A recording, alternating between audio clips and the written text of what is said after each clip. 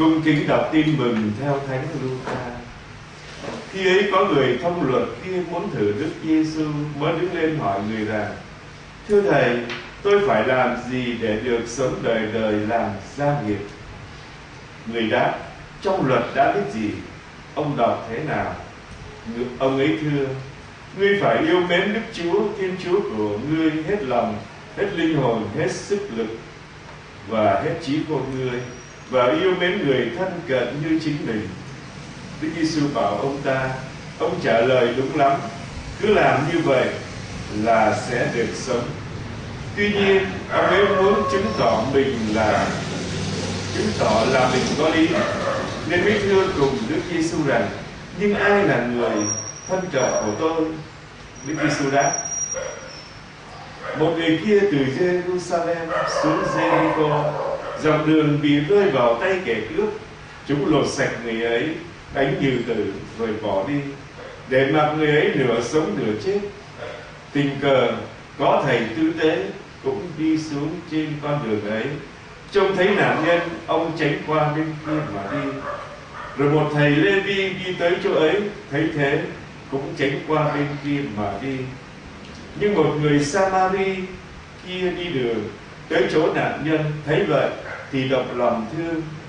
Ông ta lại gần, lấy dầu, lấy rượu sức vết thương cho người ấy và băng bó lại, rồi đặt người ấy trên lưng lừa của mình, đưa về quán trọ mà săn sóc.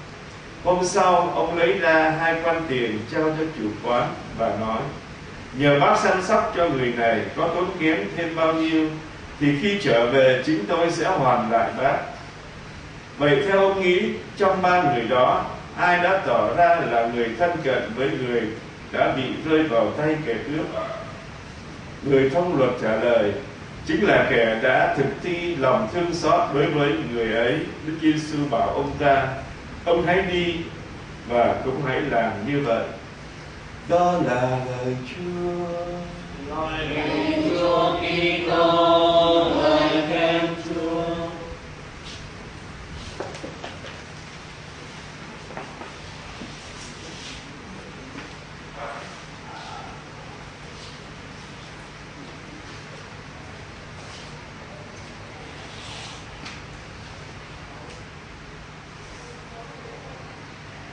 Nếu chúng ta đọc ở trong cuốn Lạc Quan trên miền thượng, nói về cuộc đời của Đức cha Cassen, thì khi còn là linh mục giảng đạo ở trên Đà Lạt, thì ngài thường xin thuốc sốt rét, rồi thuốc cảm sốt, và ngài đi vào, vì những người thượng đôi khi họ có những người họ không ở tập trung, rồi có những người mà họ bị đau, và ở một mình là ngài tìm tới ngài phát thuốc cho họ. Một lần đi phát thuốc như vậy thì ngài thấy cái lên ở trong bụng, và ngài tưởng là bệnh nhân, vạch ra xem thì không phải.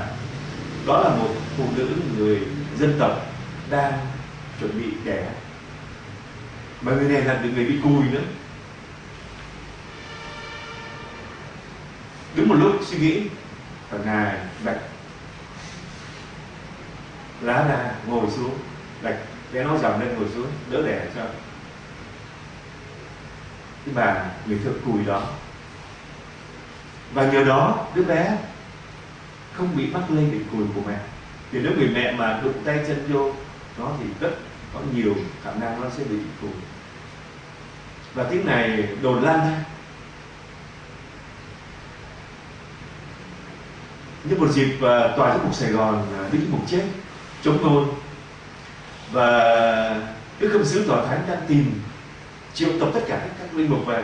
Thời đó địa phận Đà Lạt vẫn thuộc địa phận Sài Gòn, chưa tách ra là Đà Lạt. Thì lý mục Đức Khâm triệu các cha về để mà tìm những người để mà đề nghị với Tòa Thánh để mà làm thuyết mục.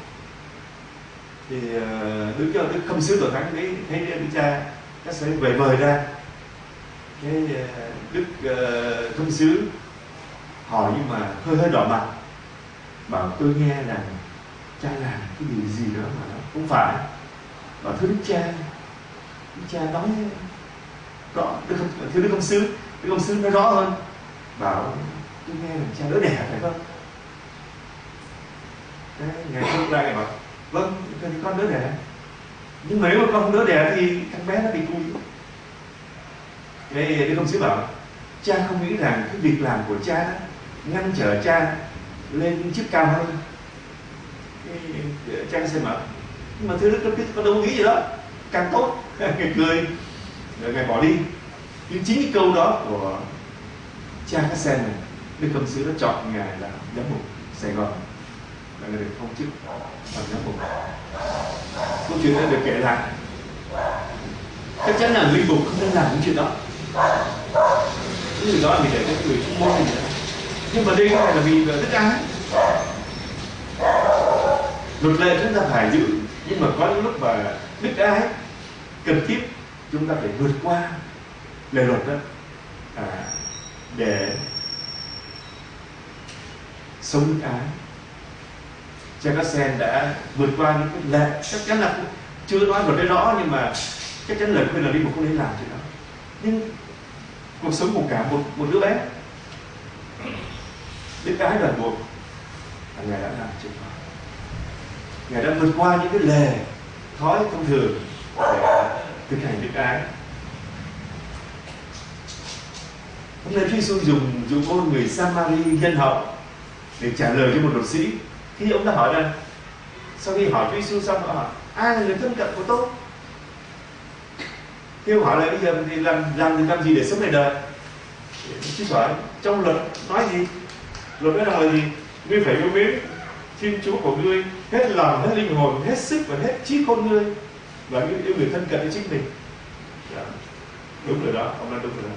Làm như vậy ông sẽ được sống. Ông muốn chữa mình, mà ai là người thân cận của tôi? Chúa Giêsu dùng dụ ngôn người Samari nhân hậu, mà cái dụ ngôn của Chúa Giêsu phải nói rằng là nó sâu sắc và nó phải nói là đúc đến cái lòng tự ái của cái giới tăng lữ hay là cái giới giáo huỳnh thời đó. Nếu ngày nói một người giáo dân mà làm chuyện này mà né chuyện này thì còn đây là thầy kinh tế. Ngày chúng tôi là có một người Samari đi từ Jerusalem tới Jericho, từ Jerusalem thì khoảng độ 25 cây số. Trên đường bị bọn cướp lột sạch người ấy, một đánh giờ sống giờ chết để làm gì đó. Một thầy kinh tế đi qua, theo luật nếu mà đúng của người chết là cái người bị dơ và phải là ở mấy ngày, 3 ngày thì 7 ngày rồi tắm rửa lúc mới sạch. Mà nếu ông đi lên ông tế lễ mà ông bị dơ đó không tế lễ được. Rồi một thầy Lê-vi lo bàn thờ và lo hát ở trong đó đi qua thấy vậy cũng né luôn, bị luật mà đụng vô, biết thế nào thằng ấy giờ sống chết nó đụng vô nó người chết là mình bị dơ, là mình cũng làm được. Cái thôi luật phải tránh. Và một người Samari, mà chúng ta biết rằng người Samari và người Do Thái đó, có hiềm khích với nhau. Người Do Thái không có coi mấy người Samari như là, cũng là người Do Thái đó, như là người mà nó kiểu nói bây giờ là đạo gốc, là lai căng. Vì họ khi mà đi lưu đày một số họ ở lại rồi họ lấy những người mà xung quanh, nên cái việc thờ phượng của họ nó không có chính quy. Đó là kiểu họ không lên Jerusalem để mà thờ, nhưng họ có một cái đền thờ họ ở đó ở trên núi. Nên một cách nào đó người Samari và người Do Thái vẫn có hiềm khích nhau. Mà trên Chúa Giêsu thấy chưa, khi Chúa Giêsu đến vùng Samari nói với người phụ nữ Samari trên bờ giếng Gia-cóp, Chúa xin nước bà đâu có cho đâu, ông là người Do Thái sao xin nước đâu. Là vậy. Và một người Samari hiềm khích như vậy đó, nhưng mà thấy người như vậy động lòng thương và lấy dầu lấy rượu để mà sửa vết thương, lấy dầu để gì, để xoa vết thương, bắt bó lại cho lên lừa đi về quán trọ.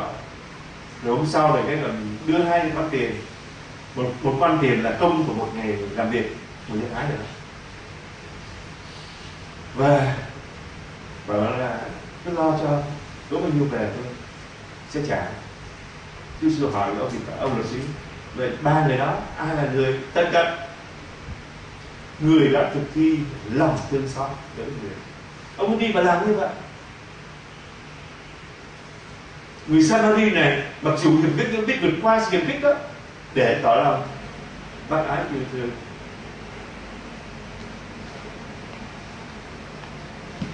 Dụ ngôn này muốn nói với chúng ta điều gì? Khi dùng sự yêu thương dạy chúng ta điều gì? Ý nghĩa thứ nhất của dụ ngôn mà người ta bảo là ý nghĩa của dụ ngôn thì chỉ nói một điều thôi, là thực thi lòng thương xót với người đau khổ như người Samari nhân hậu. Mình nhận ra những người đau khổ là người thân cận của mình, nên theo đúng thời đó thì người tư tế và thầy Lê Vi đã giữ đúng luật. Vì nếu mà đụng vô mà dơ là không đi tế lễ được, luật cho thái thì đó, và không thể mà phục vụ cho bàn thờ ca hát được. Luca chương 10 câu 31-32: tình cờ có thầy tư tế cũng đi xuống trên con đường ấy, trông thấy người này, ông tránh qua một bên kia mà đi, rồi cũng thấy một thầy Lê Vi đi tới chỗ ấy cũng thấy, cũng tránh qua một bên kia mà đi. Chứ không phải là mà cái luật đó là đụng vào người chết là dân.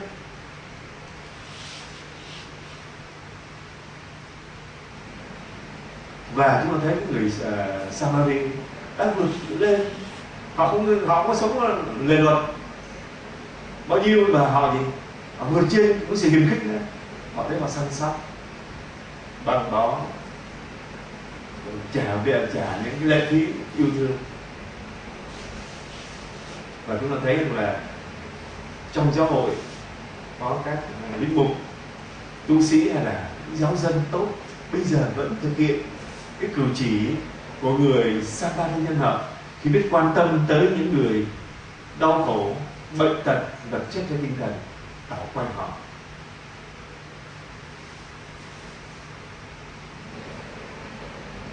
Đến đây chúng ta thử xét về một chút. Có thể tôi với anh chị em một lúc nào đó hay nhiều lần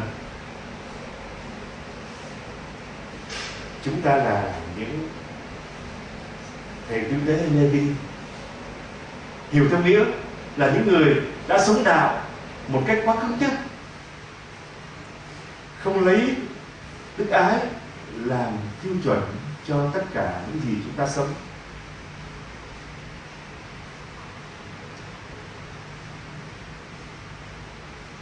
Nhưng mà chúng ta không dám ra tay giúp đỡ tha nhân khi họ đang cần, vì giờ chúng ta sợ có thể bị phiền hà, sợ bị tốn nhiều công sức, tốn thời giờ, tốn tiền bạc. Đang khi người Samari nhân hậu là người dám vượt qua những nỗi sợ hãi đó. Ý nghĩa thứ hai của dụ ngôn là gì? Mà ta gọi là tỷ ngôn,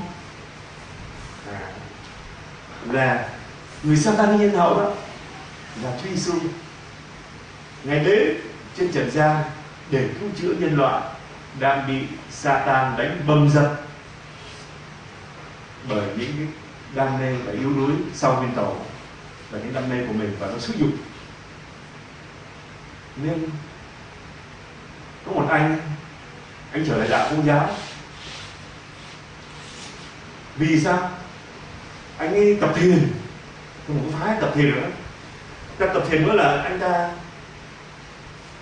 ngồi mà nó bay lên khoảng nửa thước cách mặt đất, tập trung tư tưởng nữa. Nhưng mà khi anh xả thiền ra đó, anh ta vẫn thấy đam mê, vẫn ham muốn xác thịt, vẫn ham muốn con cá, nó không tiến bộ gì. Anh ta thất vọng quá, anh tự lên cầu Bình Lợi nó nhảy xuống tự tử. Một người Công giáo đi trà thế vậy vớt lên, hỏi ra sao. Cái sau khi mà cái trao đổi với người đạo, họ dẫn đến các linh mục, tới một vị linh mục, tức là anh ấy sau khi trao đổi anh ấy học đạo xin rửa tội. Thì chúng ta biết rằng khi rửa tội đó, chúng ta thuộc tâm hồn, linh hồn, xác chúng ta thuộc về Chúa, và chúng ta có ơn là gì? Chúng ta thoát ly, từ bỏ đam mê tội lỗi được.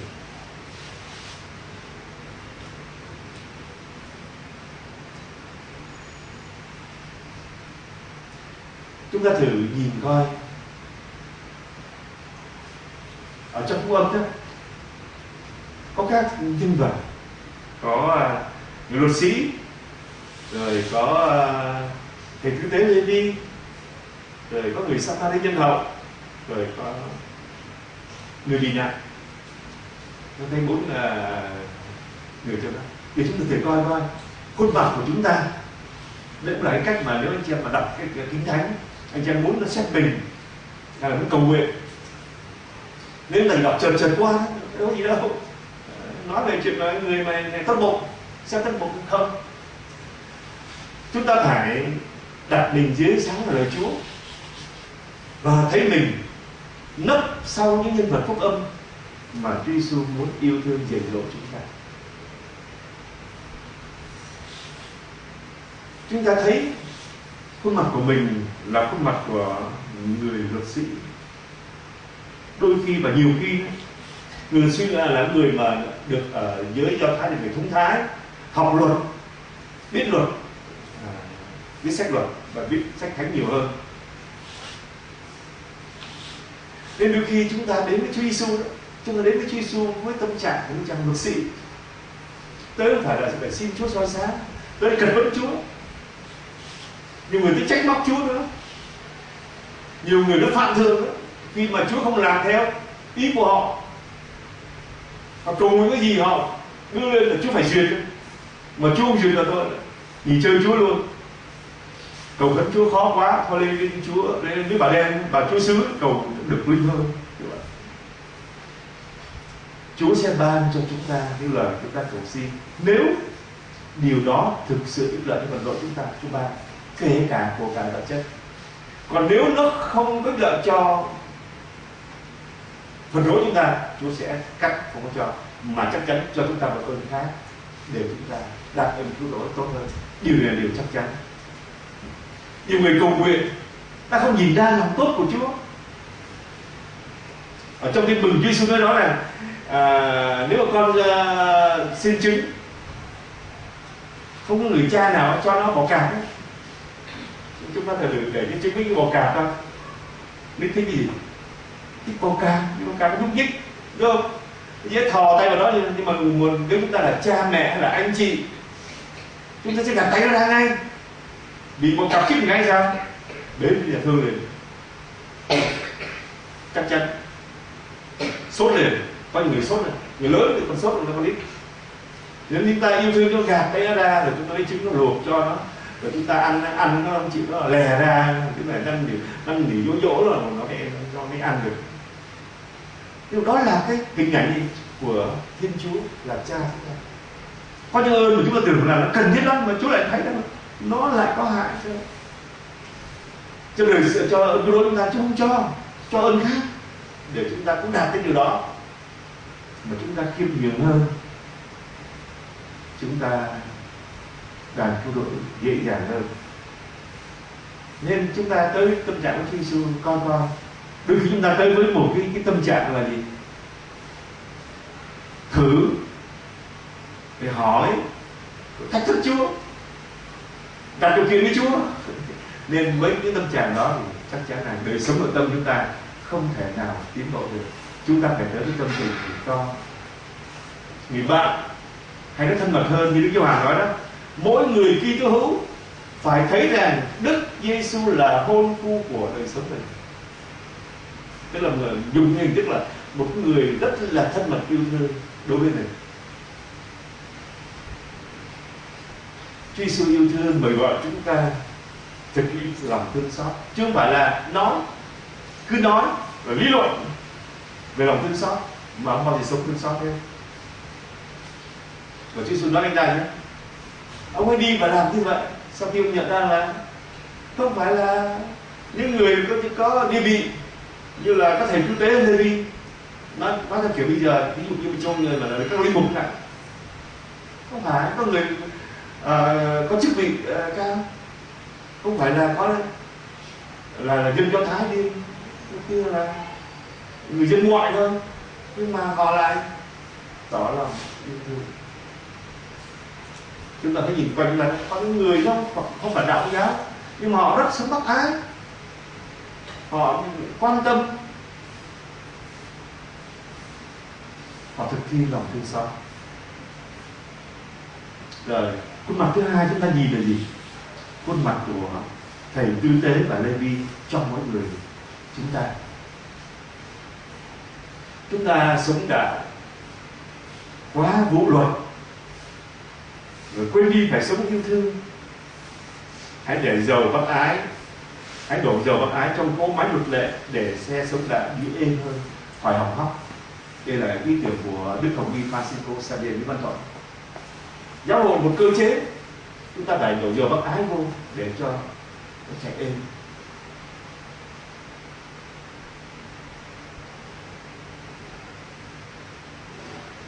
Và trong một vài trường hợp, Chúa Giêsu mời gọi chúng ta dám liều lĩnh vượt qua những lệ thường, những thói quen của chính chúng ta để sống đức ái. Thì Đức Cha Cá Sen như Chúa Giêsu quỳ xuống ở chân các môn đệ. Lệ thường thời đó là gì? Môn đệ rửa chân cho thầy, tôi tớ rửa chân cho ông chủ. Không khi nào ông chủ rửa chân cho các tôi tớ, câu nào thầy. Nhưng mà Chúa Giêsu muốn thể hiện lòng yêu thương để ngài thì Phêrô ngạc nhiên, không chịu, không cho. Chúa phải nói, phải thuyết phục, rồi nó không chịu để Chúa rửa chân. Chúa Giêsu muốn làm một mẫu gương để cho việc mà yêu thương phục vụ, quỳ xuống rửa chân. Nhất là khi một số anh chị em thiện chí, chúng ta học được ít, ví dụ như Kinh Thánh trong ngày với Gia Khảm, hay chúng ta học một vài khóa thần học giáo dân, chúng ta tự cho là chúng ta có khả năng. Rồi chúng ta gặp ai chúng ta hỏi, chúng ta cũng hỏi đi, hỏi để cân vấn, để thách cái đó, hỏi để chứng tỏ gì mình thông thái hơn. Có lần thầy Trung, con Trung người ta đi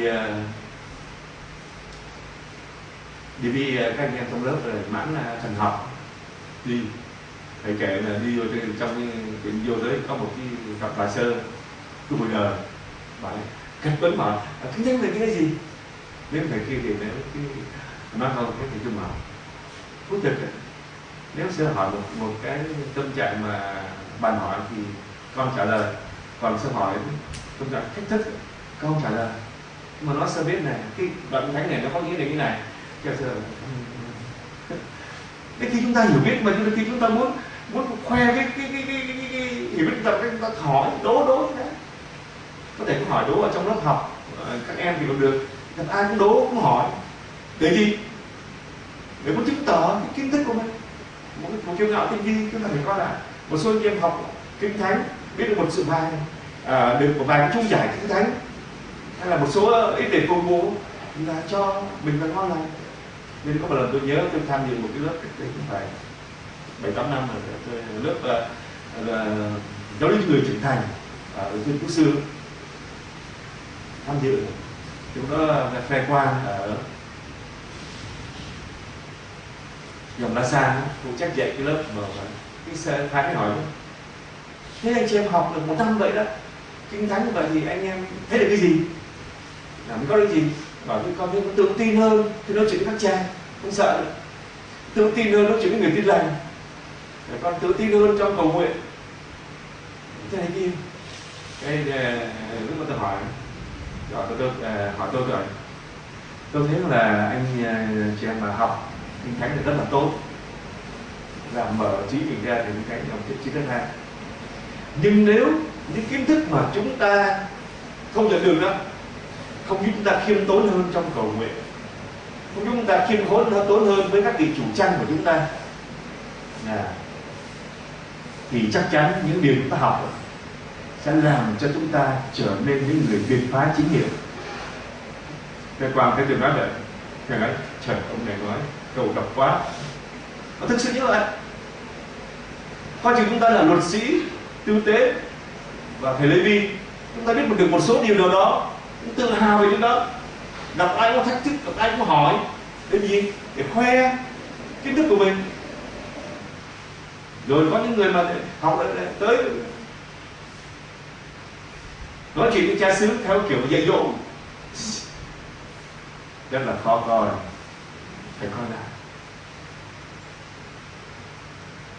Rồi bây giờ chúng ta nhìn ra cái mặt thứ ba là cái mặt người Samari nhân hậu. Cái này đây là nhân vật chính ở trong cái dấu ngôn mà Chúa Giêsu muốn chúng ta sống. Chúa Giêsu yêu thương mời gọi mỗi người, tôi cũng như là mỗi người là anh chị em ở đây trở nên người Samari nhân hậu, cho những anh em đau khổ vì bệnh tật, vì già yếu đang cần được giúp đỡ.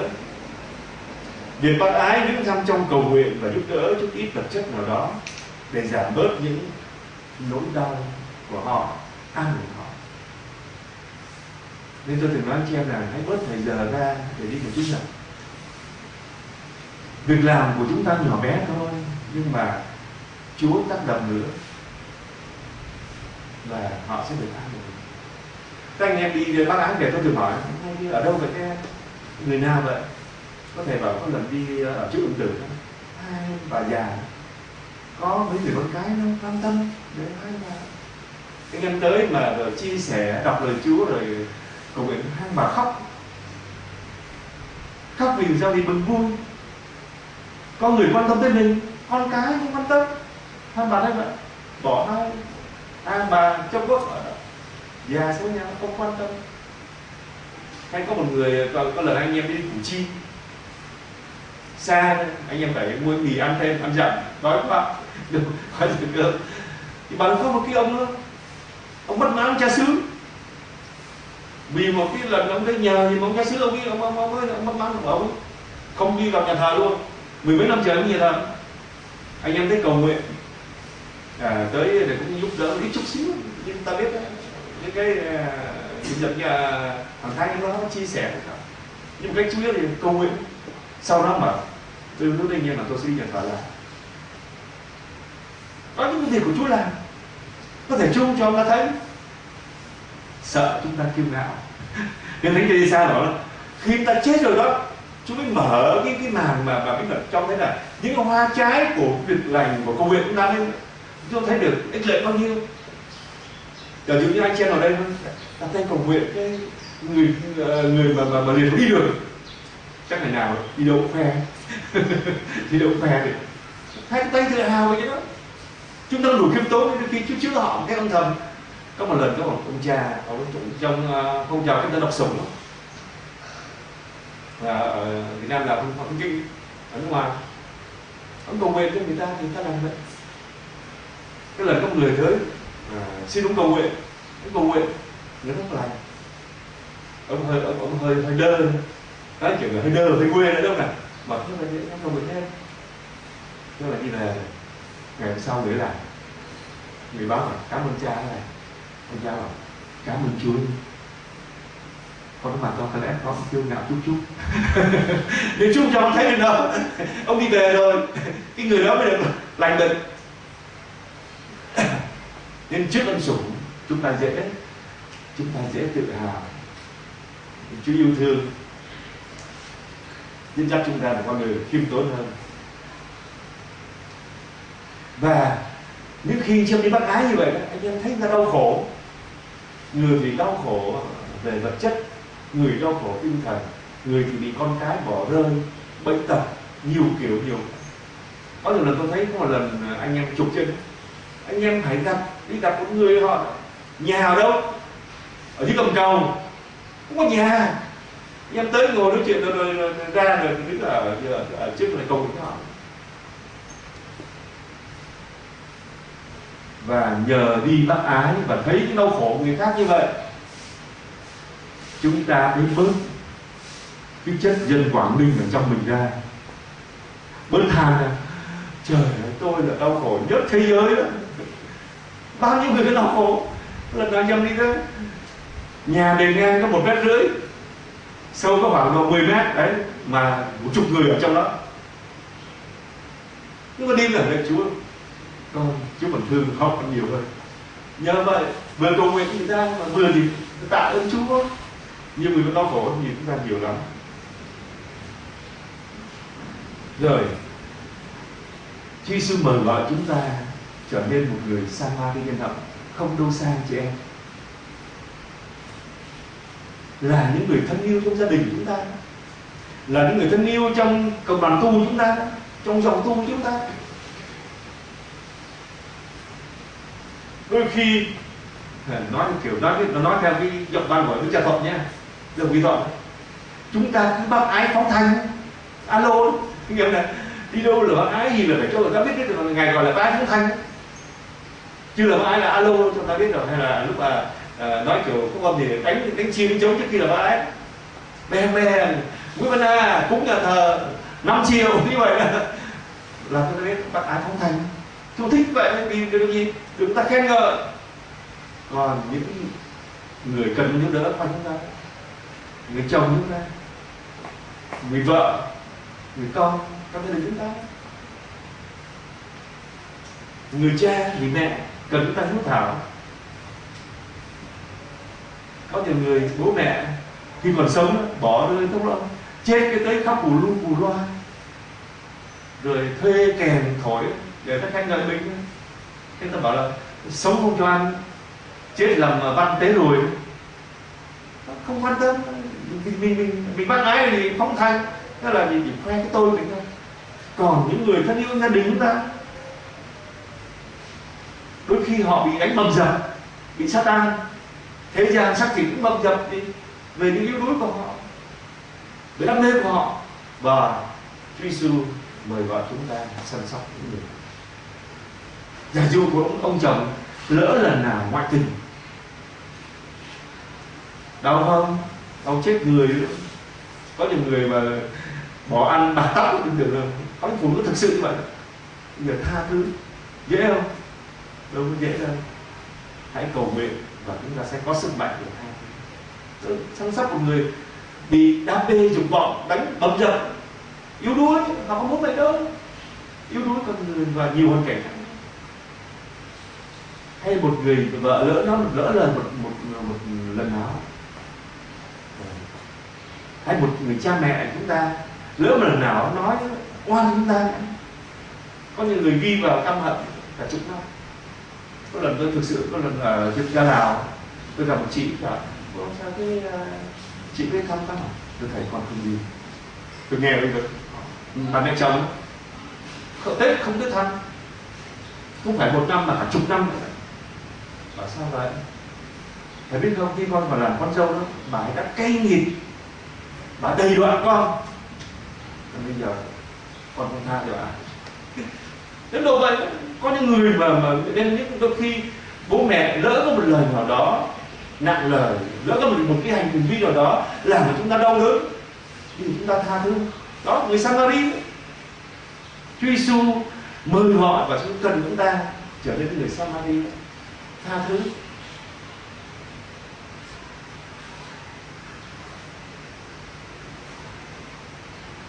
Rồi ở trong rằng cũng vậy, hay là trong cộng đoàn tu cũng vậy.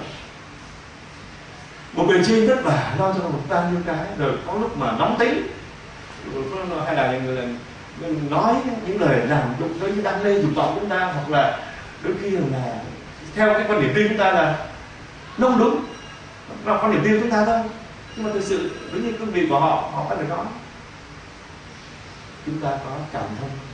Nhưng tôi nói các thầy rằng không phải anh chỉ nâng đỡ em đâu, mà anh cần em nâng đỡ anh. Có lần nào tôi nói với một anh trong một đoàn cầu nguyện ở trên An Điền, anh khó chịu vì ông cha khó chơi quá, bắt linh lẽ này kia. Tôi bảo anh ơi, cha đến đó cha làm di tích, làm lễ, cha nâng đỡ anh chị em, nhưng cha không quanh bước con người.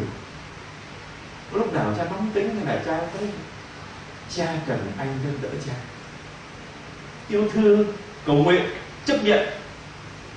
Anh bảo cảm ơn thầy đã con hiểu rồi, anh thay đổi rồi. Đâu phải chỉ có linh mục đỡ nhân dân đâu, mà ngài các ngài cũng cần nhân dân nâng đỡ, cầu nguyện cho các ngài chứ, thân phận con người cả mà.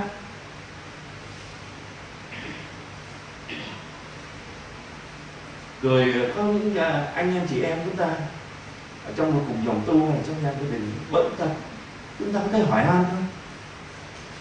hay chúng ta sống ở trong nhà, y như sống nhà trọ vậy, việc ai làm xong thôi, không quan tâm. Rồi những người chị em chúng ta rồi đau khổ, bệnh tật, rồi không ai thấy an ủi họ, đúc kết cho họ, không phải chuyện. Đây chuyện thực. Một lần tôi gặp một bà Sơn, bà nói là khi bà còn bà trẻ,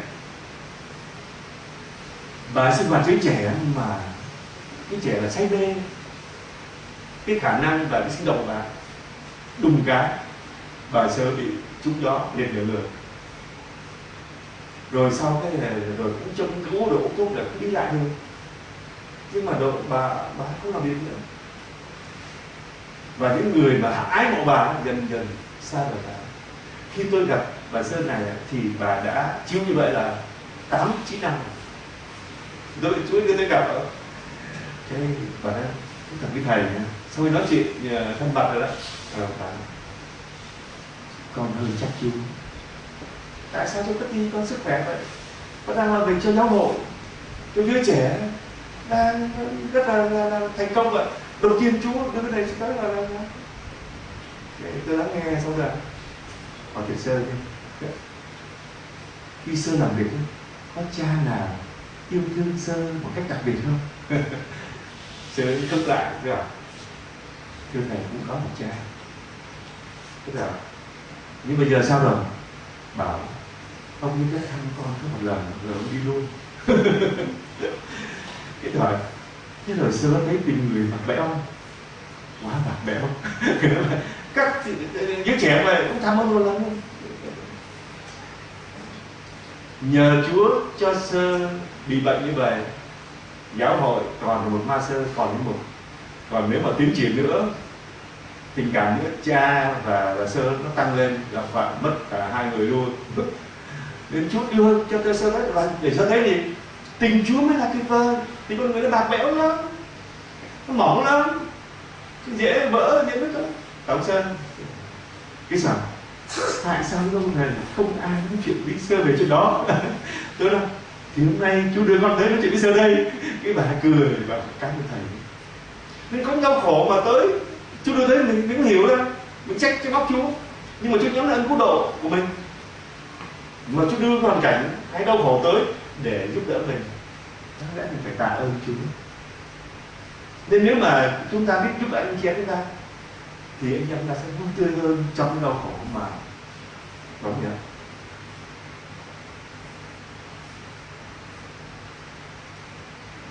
Chúng ta ca ngợi Đức Trinh Nữ Vô Nhiễm, mẹ của chúng ta. Nếu như lúc nãy chúng ta dùng góc độ tỷ ngôn để chúng ta nói, dụ ngôn thì chỉ nói về lòng người thực thi lòng thương xót, đó là dụ ngôn một người. Nhưng mà nếu nói về tỷ ngôn tức là để mà áp dụng thì Chúa Giêsu chính là người Sa-ma-ri nhân hậu từ thiên cung tới, Ngài đã vượt qua luật lệ công bằng. Công bằng là gì? Loài người phạm tội do nguyên tội cho em là phải chết các luật lệ, Ngài đã vượt qua cái luật lệ đó để Ngài đến với chúng ta bằng luật yêu thương cứu độ mỗi người chúng ta. Và hơn thế nữa còn chết cho chúng ta một cách rất đau đớn trên thập giá chị em, để mỗi người chúng ta được cứu độ, để chúng ta cảm nhận tình thương của Chúa.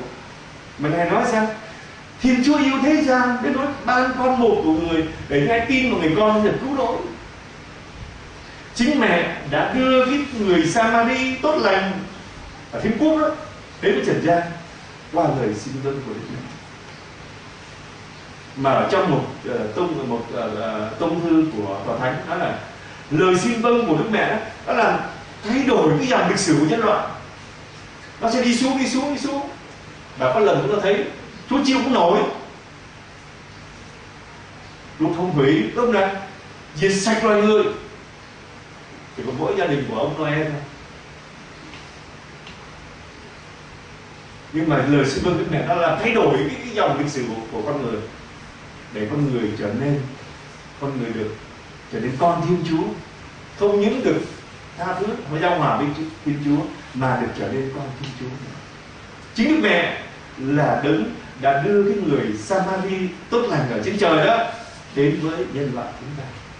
Ca ngợi cái lời xin vâng can đảm của Đức Mẹ. Chúng ta ca ngợi Chúa Thánh Thần là đấng đã ban cho chúng ta được sống trong ơn cứu độ, như ở trong Roma chương 8 câu 10, Thánh Phaolô nói rằng nếu Đức Kitô ở trong anh em thì dầu thân xác anh em có phải chết vì tội đã phạm, thần khí cũng ban cho anh em được sống để anh em nó được trở nên công chính. Chúa Thánh Thần là đấng đã đưa công nghiệp của Đức Kitô cho mỗi người chúng ta đi vào trong cuộc sống chúng ta. Ta ca ngợi Chúa Cha là đấng đã thương xót chúng ta, ban cho người con duy nhất. Mà Thánh Phaolô nói làm sao? Anh em hãy hiến toàn thân cho Thiên Chúa và dùng chi thể của anh em như khí cụ để làm điều công chính phục vụ Thiên Chúa. Roma chương 6 câu 13. Và trong giờ thinh lặng đây, chúng ta và kính bạch Chúa, chúng ta coi khuôn mặt chúng ta có phải là những tư tế và lê vi không? Những luật cứng nhắc quá mà quên sống bằng ái yêu thương. Chúng ta có phải là người Samari nhân hậu quan tâm tới nhu cầu của những người thân yêu chúng ta không? Trong gia đình chúng ta giờ có những người Samari nhân hậu nào mà chúng ta lơ đi bỏ qua vì do thành kiến hay là do một cái ác cảm nào riêng tư của chúng ta, thì chúng ta không có hiệp thông được. Và nếu có, tôi xin Chúa Giêsu tha thứ chúng ta, cho chúng ta sức mạnh để chúng ta có thể săn sóc, yêu thương, tha thứ, để chúng ta thực sự sống yêu thương trong ân sủng của Đức Giêsu Kitô cho chúng ta. Xin Chúa Giêsu chúc lành cho mỗi người chúng ta. Amen.